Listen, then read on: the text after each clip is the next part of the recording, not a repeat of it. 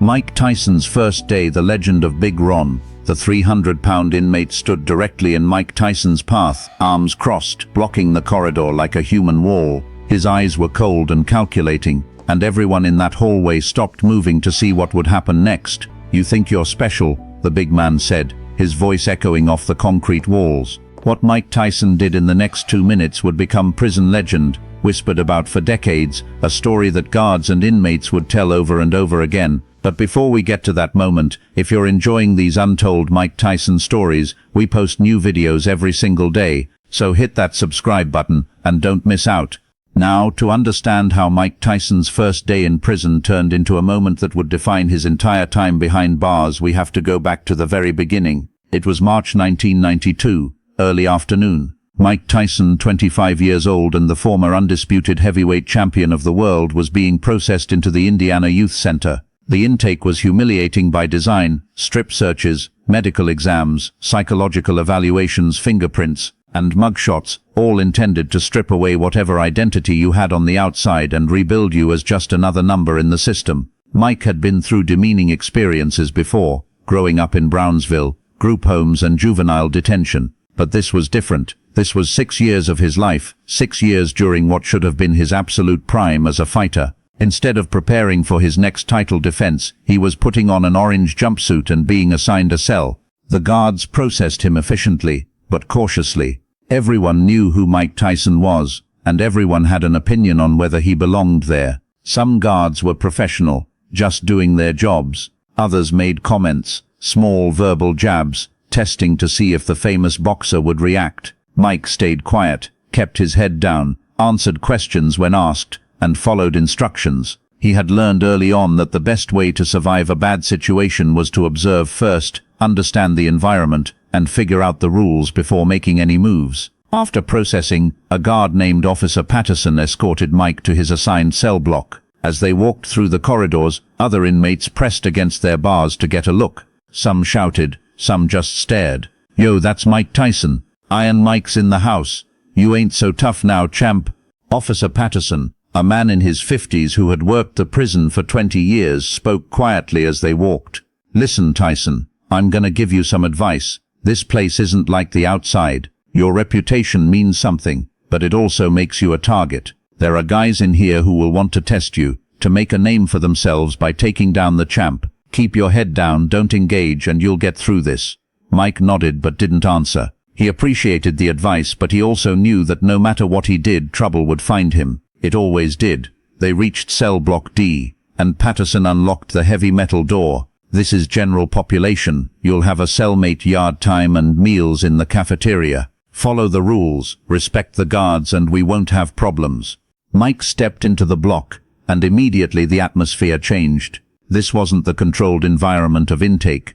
This was a real prison with real prisoners, and the air was thick with tension and curiosity. As Patterson led Mike down the corridor toward his cell, inmates called out, some friendly, some hostile, all interested in the new arrival. That was when Mike saw him. At the end of the corridor, standing in front of the cell that was Mike's destination, was the largest man Mike had seen in a long time. Not tall like the basketball players he'd met, but massive, broad shoulders, thick arms, a gut that spoke of power rather than softness, and a face that had clearly seen violence many times. The man was at least 300 pounds, maybe more, and he was standing directly in the middle of the corridor, arms crossed, clearly intentional in his positioning. Officer Patterson's jaw tightened. "Ron, move aside. I'm bringing the new inmate in." Ron didn't move. He just stared at Mike with an unreadable expression.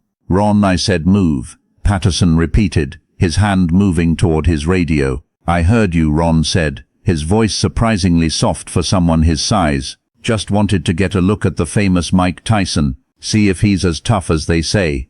Other inmates noticed the confrontation and pressed against their bars, watching, waiting to see how it would end. Patterson took a step forward. "This is your last warning. Move, or you're going to the hole." Ron finally stepped aside, but his eyes never left Mike. "Welcome to prison, champ. Hope you survive." Patterson got Mike into his cell quickly, but the message was clear. Ron, whoever he was, had just established that Mike's arrival hadn't gone unnoticed, and that the prison hierarchy would be tested. Mike's cellmate was a quiet guy named Carlos, in on drug charges, and he gave Mike a quick rundown as soon as Patterson left. That was Big Ron. He's been here 8 years. Got 12 more to go. Killed a guy in a bar fight, claimed self-defense, but the jury didn't buy it.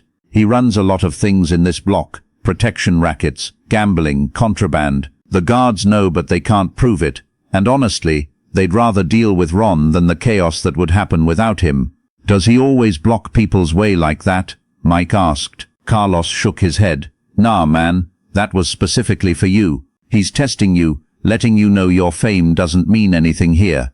He does it to any new guy with a reputation. He breaks them, establishes dominance, and then decides if they're useful or if they need to be handled. Mike absorbed that information, understanding the game, but he wasn't sure yet how he wanted to play it. The first few hours passed without incident. Mike got the tour, learned the schedule, and understood the basics of the prison routine. Lunch was in the cafeteria, and that was where things came to a head. The cafeteria was loud and chaotic, hundreds of inmates eating, talking, and doing business. Mike got his tray and looked for a place to sit. Carlos had been called away by a guard for something, so Mike was on his own. That was when he saw Big Ron sitting at a table in the center of the room, surrounded by his crew. And Ron was staring directly at Mike with a slight smile on his face. Mike found an empty spot at a table with a few other inmates who seemed neutral, not affiliated with any particular group. He sat down and started to eat, trying to project calm even though he could feel every eye in that cafeteria on him. He was about 3 bites in when he felt the presence behind him. That's my seat. Mike turned around. Big Ron was standing right behind him, arms crossed, his crew fanning out on either side. Mike looked at the seat he was in, then back at Ron. I didn't see your name on it. The cafeteria got quieter. Conversation stopped. People sensed the drama. Ron's smile widened. Everything in this cafeteria is mine unless I say otherwise. That includes seats, food, and apparently, little celebrity inmates who think they're still special. Mike stood up slowly. Not because he was giving up the seat, but because sitting while Ron hovered over him put him at a tactical disadvantage. I'm not looking for trouble, Mike said, his voice calm. I'm just trying to eat my lunch. Too bad, Ron said, stepping closer. Because trouble found you. Mike could see the guards now watching from the perimeter, hands near their batons but not intervening yet. They wanted to see how it ended, and here was where Mike had to make a decision. The same kind of decision he'd made on the yard in previous stories. He could back down, give up the seat, show submission, and maybe buy himself some peace. Or he could stand his ground and accept whatever came next. But there was a third option, the one Cus D'Amato had taught him years ago. Change the game entirely. You're Big Ron, Mike said, not as a question but as a statement. Ron looked surprised. Yeah. Well, I've heard about you, heard you run things in this block, heard you're smart, strategic, and you know how to survive in here. Ron's expression shifted slightly, curiosity replacing some of the aggression. What's your point? My point is, you're testing me right now, and I get it. New guy, famous guy, you need to establish that I'm not a threat to your operation. But here's the thing, I'm not a threat, I'm just trying to do my time and get out. I'm not here to challenge you, take anything from you or disrupt what you've got going. Mike paused, making sure Ron was actually listening. But I'm also not going to be disrespected, so we can do this 2 ways. We can fight right here, right now, and maybe I win, maybe you win. But either way we both end up in the hole, and that doesn't help either of us. Or we can just agree that I'm not in your way, you're not in mine, and we both do our time in peace. Before we continue with what happened next, leave your thoughts in the comments below. What would you have done in Mike's situation? Now back to the story. The cafeteria was deathly silent. Ron stared at Mike for what felt like an eternity, his crew waiting for his reaction, the whole room waiting to see if it would turn into violence or something else. Then Ron did something unexpected. He laughed. It wasn't a mock laugh, but one of genuine amusement. You've got guts, Tyson. I'll give you that. Most guys in your position would either swing on me or beg. You didn't do either. I'm just being realistic, Mike said. Ron thought for a second, and then he pulled out the chair across from Mike and sat down. His crew looked confused but followed his lead, sitting at nearby tables. All right, champ, you can keep your seat, but let me tell you how things work in here. For the next 10 minutes Ron explained the prison economy, the unwritten rules, who to avoid, who to trust, and where Mike fit into all of it. It wasn't exactly a friendly conversation, but it wasn't hostile.